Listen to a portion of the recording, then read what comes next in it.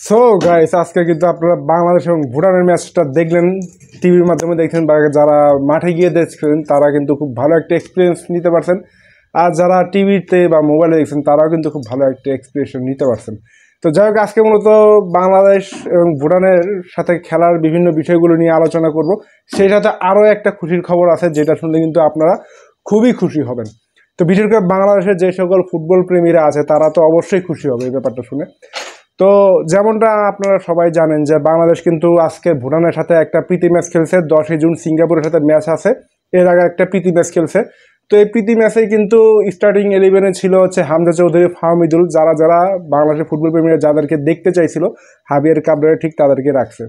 তো খেলার প্রথম 5 মিনিটে বাংলাদেশ একটা কর্নার কিক পায়, আর সেই কর্নার কিক থেকে হামজা চৌধুরী খুব দুর্দান্ত একটা গোল করেন হেডের মাধ্যমে।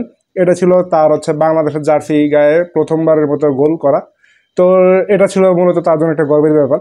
সেই সাথে ফাহমিদুলও কিন্তু লেফট উইং দিয়ে খুব ভালো একটা স্টার্টিং দিছে, খুব ভালো ভালো কিছু শটও খেলছে, কিছু রানও করছে, রান নিছে, খুব ভালো ভালো রান মেক করছে। তো ওভারঅল যদি খেলার কথা বলি, খেলা কিন্তু আগের থেকে অনেক ইমপ্রুভ হয়েছে এবং অনেক অ্যাটাকিং খেলা খেলছে বাংলাদেশ। আগে আমরা যেমনটা দেখতাম যে অ্যাটাকিং করতে গেলে ডিফেন্স পুরো খালি হয়ে যেত, কিন্তু এবার কিন্তু সেরকমটা আমরা দেখতে পারতেছি না। অ্যাটাকিংও করতেছে, একই সাথে ডিফেন্সও করতেছিল। আর ভুটান টিমটা যে শুধুমাত্র ডিফেন্সই করে গেছে তাও না, ভুটানও কিন্তু মাঝে মধ্যে অ্যাটাকিংয়ে চলে আসছিল, প্রায় প্রায় চলে আসছিল। তো যেমনটা দেখছিলাম মিতুল মামা কিন্তু কয়েকটা সেভও দিছে। আর সবচেয়ে বড় কথা হচ্ছে ভুটান কিন্তু ম্যাচের মাত্র শুরুতেই 1 মিনিটের মাথায় একটা দুর্দান্ত একটা শট নিয়েছিল একদম ডি বক্সের বাইরে থেকে। এই একেবারে গোল বারের ঠিক টপ যে বার আছে, বারের ঠিক এক বিঘ্ন উপর দিয়ে বলটা চলে গেছে। তো ভুটানের মূলত টার্গেটই ছিল যে একদম আচমকে একটা শট নিবে, শট নিয়ে গোল করে দিবে। যেমনটা আমরা দেখছিলাম বাংলাদেশ এবং ভারতের যে ম্যাচটা হয়েছিল শিলংয়ে, সেখানে কিন্তু বাংলাদেশ 1 বা 1.5 মিনিটের মাথায় একটা গোল কনসিড করেছিল, একদম একই রকমভাবে দূর থেকে একটা ফ্রি কিক নিয়েছিল, সেই ফ্রি কিকে গোল হয়ে গেছিল। তো ভুটানও কিন্তু ঠিক এরকমটাই চাইছিল, বাট এবার কিন্তু তাদের এই বিষয়টা কাজে লাগেনি, এটা পুরোপুরি ব্যর্থতার মধ্যে দিয়ে গেছে। আর সবচাইতে বড় আর একটা যে খুশির খবর আছে সেটা হচ্ছে বাংলাদেশের যখন ভুটানের সাথে ম্যাচ খেলতে ছিল, এটা ছিল ফিফা ফ্রেন্ডলি ম্যাচ, ঠিক একই সাথে কিন্তু ইন্ডিয়া কিন্তু থাইল্যান্ডের সাথে একটা ফিফা ফ্রেন্ডলি ম্যাচ খেলছে। কারণ এএফসি কাপ কোয়ালিফাইংয়ে তারা হংকংয়ের বিপক্ষে তারাও 10ই জুনে খেলবে। তো তার আগে তারাও একটা ফিফা ফ্রেন্ডলি ম্যাচ আয়োজন করছে, এটা হচ্ছে থাইল্যান্ডের সাথে এবং এটা থাইল্যান্ডের মাটিতে। তো সেখানে কিন্তু তারা থাইল্যান্ডের কাছে 2-0 গোলে পরাজিত হয়েছে।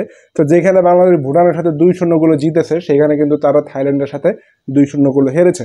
যদিও থাইল্যান্ড তাদের থেকে র্যাঙ্কিংয়ে এগিয়ে, যদিও ইন্ডিয়া র্যাঙ্কিং আছে সম্ভবত 125 নম্বরে, আর সেখানে থাইল্যান্ডের র্যাঙ্কিং হচ্ছে 99 নম্বর।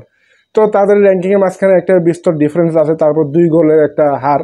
যাই হোক, দেখা যাক তারা হংকংয়ের বিরুদ্ধে কিরকম খেলে।